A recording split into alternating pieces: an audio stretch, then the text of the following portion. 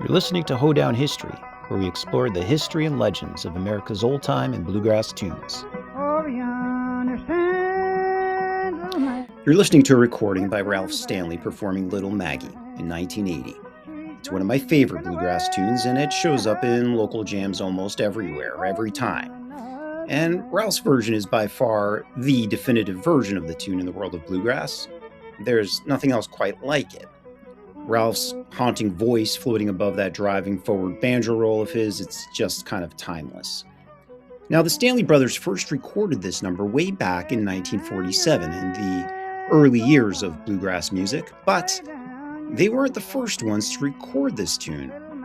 What fewer people today know is that there was an earlier version of the tune that Ralph himself copied, and that predates this recording you're listening to by about half a century. So stick around, because I'll share with you the story behind the very first commercial recording we have of Little Maggie. Oh, and I'll also discuss the name, which may not be as obvious as it sounds. And I'm not even talking about the Maggie part. Now, as far as we can tell, the song Little Maggie emerged as a traditional tune towards the end of the 19th century, as part of a whole group of songs that some musicologists term the white blues, or blues ballads. Other songs in this group include Darlin, country blues, hustling gambler. And as some of you may have noticed, Little Maggie shares some of that melody and feel, and even some of the same lyrics with the song Darlin, which some musicologists have called Little Maggie's cousin song. Both songs are about women who sort of do their own thing regardless of what the narrator feels or wants. Now, the white blues are a sort of mashup between an African-American blues side and an older European mixolydian mode. The mixolydian mode is that sad sound you hear from just the two chords, in this case, G to an F. Now, this is a very old, even ancient style of music. Now, while I couldn't find any super early African-American or even European sources for this song, I was able to dig up the earliest known oral reference. This one comes from the music scholar, Richard Nevins, who interviewed the famous North Carolina fiddler, Tommy Jarrell. Jarrell relates the following story.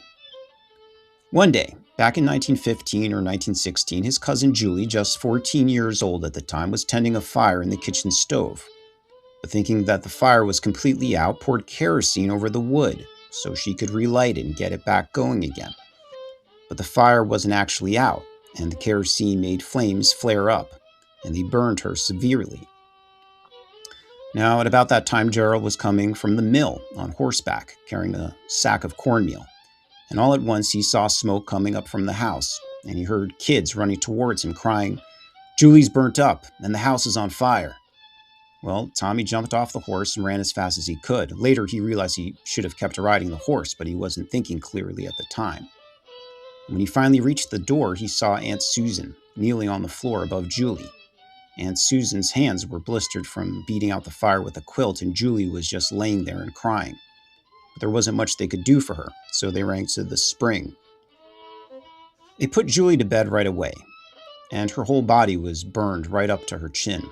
According to Jarrell, at first she cried in pain, but after a while she didn't feel anything at all. And that evening, as she was laying there, she asked Jarrell to get his banjo and sing Little Maggie for her, because that was the only thing she wanted to hear.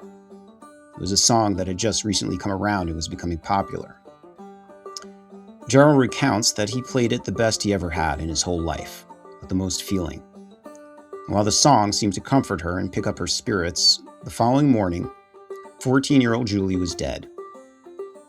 Now, while this story is super sad and tragic, and I don't mean to belittle the focus of a child's death, however, because of it, we get our first reference to the song in history, and because of it, historians have been able to date Little Maggie to at least around the turn of the 19th century, since the story is dated to about 1915, and Jarrell remembered the tune, quote, going around the Round Peak area and becoming popular. We can assume that the song had been in circulation for about a generation before that. So we know the tune was popular before it was recorded, which sets the stage for our first recording. Enter this man, Henry Whitter, born April 6, 1892. It's a controversial theory, but Witter might actually be the world's first country vocalist to record songs on a commercial label. Witter was a mill worker, but also a musician who could play guitar and harmonica. By his own account, in late February 1923, Henry Whitter had saved up his money from working at the mill and boarded a train to New York City. On March 1st, he walked into General Phonograph Corporation's OK office. He didn't have an appointment, and he wasn't invited. He just announced that he was, quote, the world's greatest harmonica player. The record producer, Ralph Peer, at first tried to get rid of him, but Witter was persistent, and Peers begrudgingly agreed to give him an audition. So Peers took him down to the recording studio, and they recorded about a half dozen songs, or as Peers calls them, quote, these things. Now, even though Peers thought Witter's songs were good, I guess he figured there was probably no big market for them, and so the recordings were promptly shelved and forgotten. And they would have probably been forgotten forever if something historic hadn't happened. And something historic did just happen, just a few months later. The success of Fiddling John Carson's record, The Little Old Cabin in the Lane, recorded in June of that year. That and the release of Eck Robertson's Sally Gooden made all the record companies realize there was real money to be made from country music. And so, well, a few months later, the record producer called Witter back to the studio in New York City to cut some new tracks. On December 10th, 1923, Witter recorded 10 songs, and it so happens that one of these tracks was a song that would one day make Witter a rich man. It was a song called The Wreck of the Southern Old 97. Now, Witter was paid $25 each for the songs, but more importantly, he had an agreement to receive royalties every time the tune sold a record. The initial success of Wreck of the Old 97 prompted OK to release more records of Witter in 1924. Witter bought a Model T Ford with all that royalty money. But over the next 2 years, a host of other country bands started surpassing him in record sales. You see, Witter wasn't the best singer or musician, just kind of mediocre. He just made his success at being one of the first. If you wanted a recording of some certain hillbilly song, well, Witter might be your only option at the time. But as time went on and more talented musicians started competing, well, Witter was getting fewer calls. In 1926, OK dropped him from their roster. Witter needed to do something, either find another job or maybe up his game somehow. So, in 1927, at a fiddler's convention in Mountain City, Tennessee, Henry Whitter met a man by the name of Gilliam Banman Grayson, also known as G.B. Grayson. He had played fiddle previously with Clarence Tom Ashley. Born in 1887 and raised in the secluded northwest corner of Ashe County, he suffered blindness from an early age. The family story is that on one winter day he was left in his crib, and he stared too long at the bright sunlit snow, which caused permanent eye damage. When he grew up, he couldn't find much work, except as a fiddler, playing on the street corners by day and for dances and parties at night. Now, Witter recognized in Grayson a superior talent and suggested a partnership that might benefit them both. In 1927, Witter and Grayson made some recordings for 2 different record labels.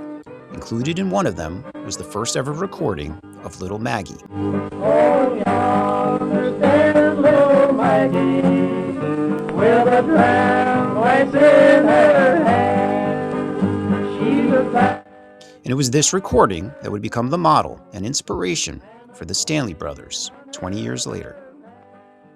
Before long, the duo was cutting a run of recordings that still echo through bluegrass music today.